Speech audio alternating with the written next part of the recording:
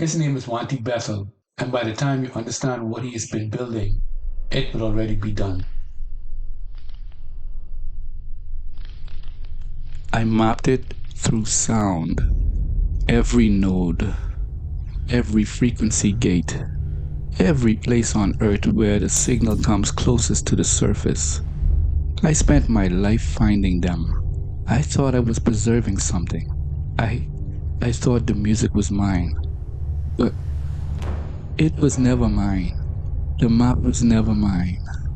I was just the instrument he needed to draw it out.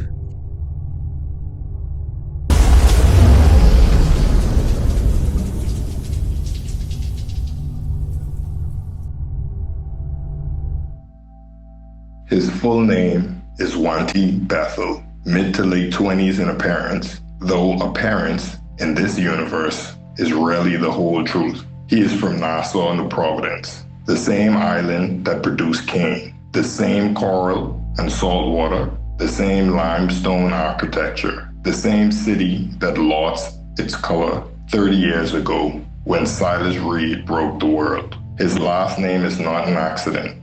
Bethel, in the ancient text, the house of God, the place where heaven and earth intersect, where the divine makes itself known to the human. That name, carried by this man, is either the most profound irony in the Dominion universe or its most deliberate statement. He presents as warm, genuinely warm. The smile reaches his eyes. He makes you feel seen when he looks at you. He remembers details. He asks the right questions. He has the specific social intelligence of someone who has spent a very long time studying what people need to feel safe and deploying it with surgical precision. On close examination, his eyes are wrong, not dramatically, not in a way that announces itself, just wrong in the specific way that makes you look again after he's already walked away.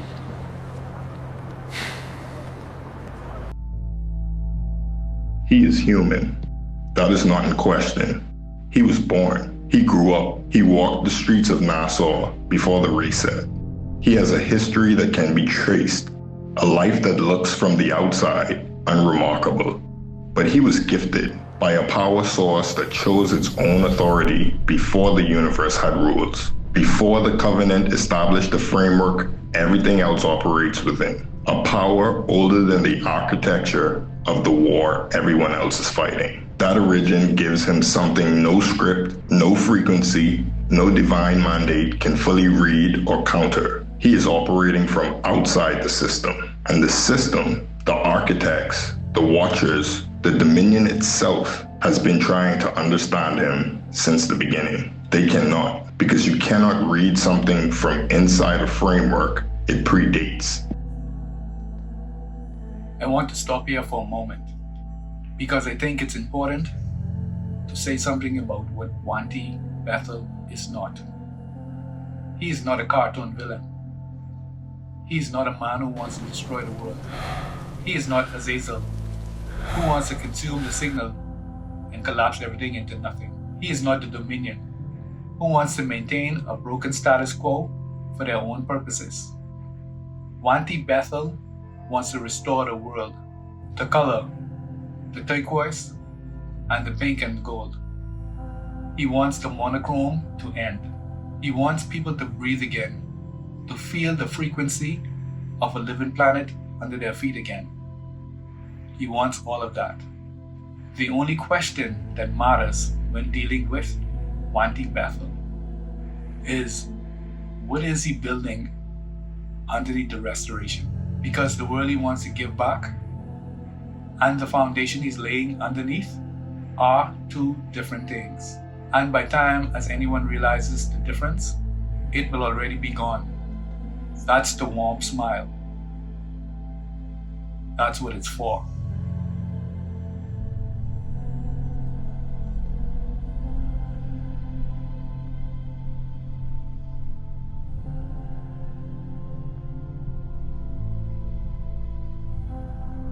Here's what the team eventually pieces together, not all at once, piece by piece, over volumes, each revelation more unsettling than the last.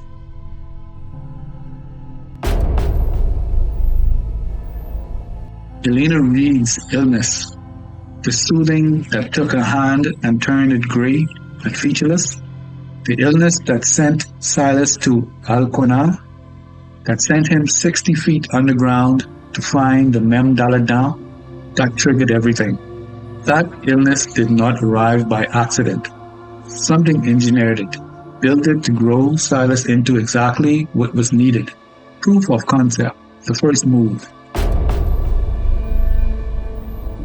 The atmospheric modification, the chemtrails that crossed every major city in the years before the reset, included a frequency neutralizer, specifically calibrated to suppress Ellie's violet eye, to keep her signal below the threshold where the architects could locate her, not to harm her, to protect her, to keep her available.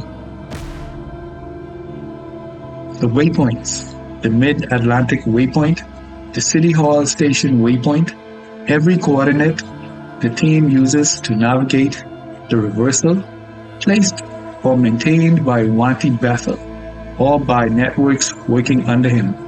He built the road they are walking on. He left the breadcrumbs, the reversal formula itself.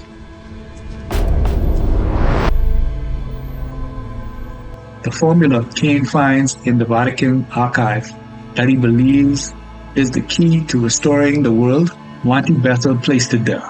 He wants the reversal. He wants the global frequency event. He wants the world to maximize receptivity, because the moment the color returns, the moment every human being on Earth opens up to receive the restoration of the world they lost, the frequency underneath it will be his.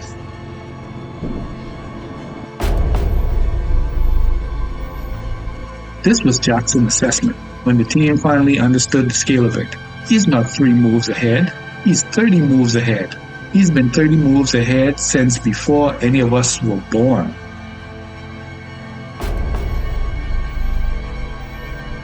The team has been following the trail of the reversal formula across 3 continents.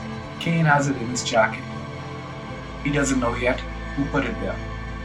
And then, at the outer boundaries of Benini's colonnade, standing at a deliberate distance of a man who understands geometry, is Wanty Bethel.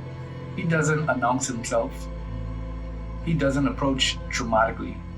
He is simply present, the way the Monochrome arrived, without announcement, already there.